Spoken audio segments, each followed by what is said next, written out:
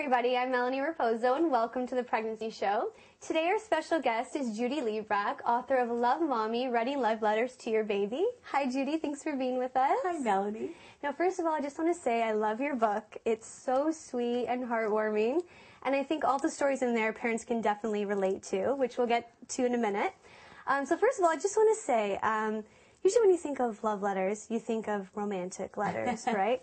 But which these obviously aren't. So how would you explain writing love letters to your baby? What's that about?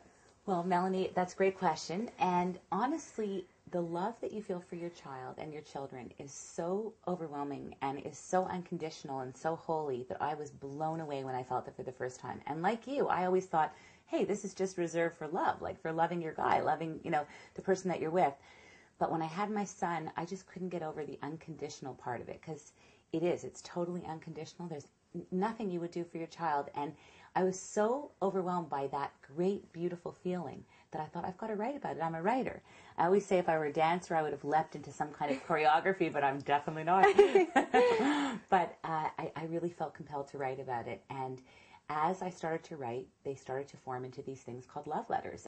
So what types of things or events can parents write about in their love letters? Melanie, it's really all the everyday things that happen. It could even be your first bath, the child's birth, catching a baseball for the first time, your first ballet lesson, ballet recital, all of the everyday little things that happen as a family, even just going to the grocery store together, and at first birthday party, losing that first tooth.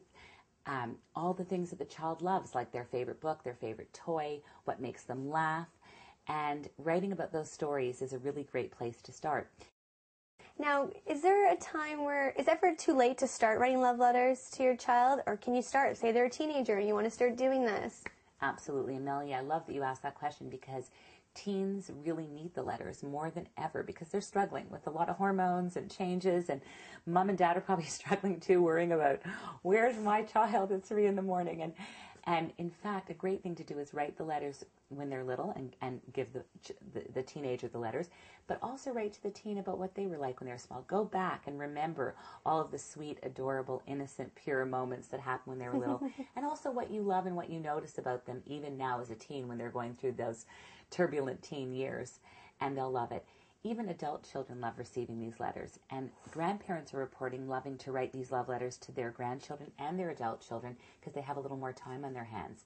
Dads love writing them as well, and so it's just fantastic for everybody in the family to write these letters. Now, one of the stories that stood out for me was when you said you finally realized that you were a mom, and that was when you were giving Max his first bath. Can you tell us a little bit about that experience? That's my favorite story that you just picked, so thank you for loving that story. That story took maybe 67 rewrites, because I wanted to get it so right, to describe that moment when you know you've become a mom for sure, and there's no going back. Some moms might think it happens upon the moment of childbirth, but I don't think it does, because I think there's way too much going on in childbirth to really be thinking about that child's soul and who they are. And it's different for every child, the moment where you become a mom. So for Max, it was the first time I gave him a bath. I was very scared to do it myself. And as I was doing it, he gave me a very calm, steady gaze, as if to say, Mom, I totally believe that you can do this, and I have total trust in you. And he had such unconditional love for me that I thought, I vow silently at this moment to become the best mommy in the world to him, and to never, ever let him down, not ever. And it was such a powerful, exultant, I don't even know what the word is, just glorious feeling.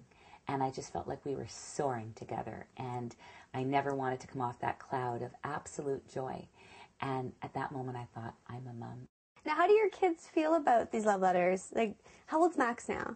Max is 9. 9, and Lily's 7, yes, right? Yes. Do you read them read the letters to them still, or? They love them. Yeah, they love hearing about all those moments. They love it because they feel noticed, and they feel acknowledged, they feel listened to, and that's so important for children and for adults, to really notice each other and to acknowledge each other for who we are, not necessarily what we're doing, but who we are and who we're being. It lands in a very deep place, and children love it. So they adore it, and they get a real kick out of it, and they love the stories, and I'll keep telling them, and I bet one day they'll do the same thing for their kids.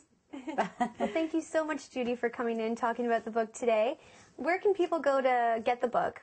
The book is available in all major bookstores all across Canada and the United States. Chapters Indigo, Barnes & Noble. It's available on amazonbooks.com and amazonbooks.ca. And as well, they can go to our website at www.findingyourbliss.com.